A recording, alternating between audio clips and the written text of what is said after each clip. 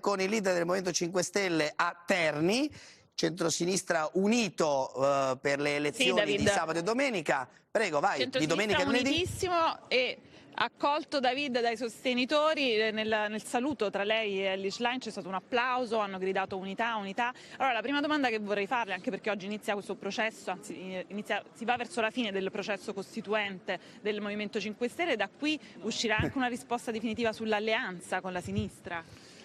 Ma questo processo costituente è così radicale, così coraggioso, coinvolgente, che ha consentito a tutti gli iscritti, pensate, ma anche ai simpatizzanti non iscritti, di poter esprimere delle proposte, soluzioni, indicare obiettivi strategici. 22.000 proposte, poi c'è stato un confronto deliberativo e adesso abbiamo pubblicato i quesiti che saranno votati da tutti gli iscritti. Non c'è una forza in Italia, un partito in Italia e in Europa che ha consentito agli iscritti, addirittura non iscritti, di far proposte trasformandoli in quesiti e poi da far votare a tutti gli iscritti, e saranno loro a decidere sul futuro del Movimento 5 Stelle, su tutto, anche loro devono esprimere cosa si sentono, cosa vogliono, gli obiettivi strategici, anche in termini di alleanze.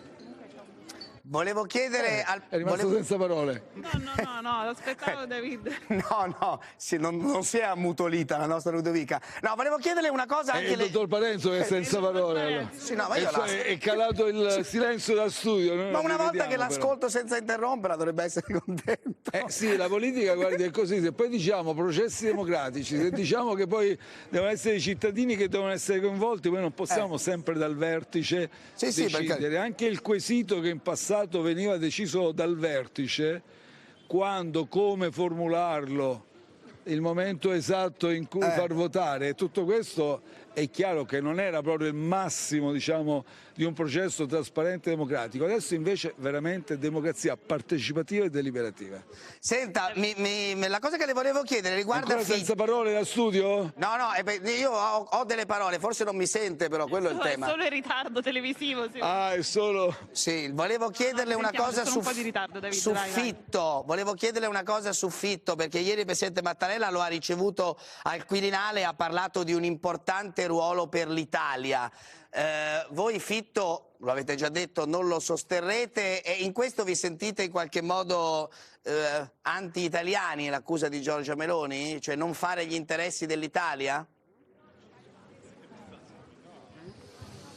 Ma no, guardi, sono loro anti-italiani che quando c'era il PNR, se fosse stato per loro non sarebbe mai arrivato, lo ricordiamo, e Fitto purtroppo l'ha dovuto ammettere. Ha dovuto ammettere che se fosse oggi voterebbe il PNRR, che non ha votato, allora non ha approvato, come anche Fratelli d'Italia non l'hanno approvato.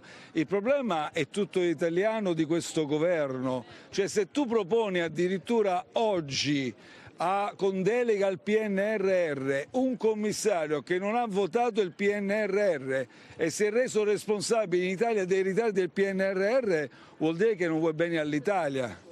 Quindi sbaglia la Schlein a sostenerlo eventualmente, Fitto? Ma io credo che Meloni abbia fatto, io non parlo della Schlein, la Schlein risponde ai suoi comportamenti, io credo che abbia sbagliato Meloni, anche perché non è stata assolutamente ambigua per quanto riguarda questa commissione, non l'hanno votata, poi adesso per Fitto vorrebbero dare i loro voti, Fitto hanno proposto appunto per delle deleghe che secondo me non sono appropriate in questo caso specifico, quindi una serie di errori, ma non sono gli unici, come un errore anche quella soluzione albanese, buttare soldi oltre l'Adriatico non tenendo conto del diritto europeo, come un errore l'autonomia differenziata, averla concepita, costruita in questo modo assolutamente incostituzionale. Ieri la Corte lo ha detto, sono dei dilettanti, mi dispiace dirlo, ma dei dilettanti veramente abbiamo al governo. Grazie Presidente Conte.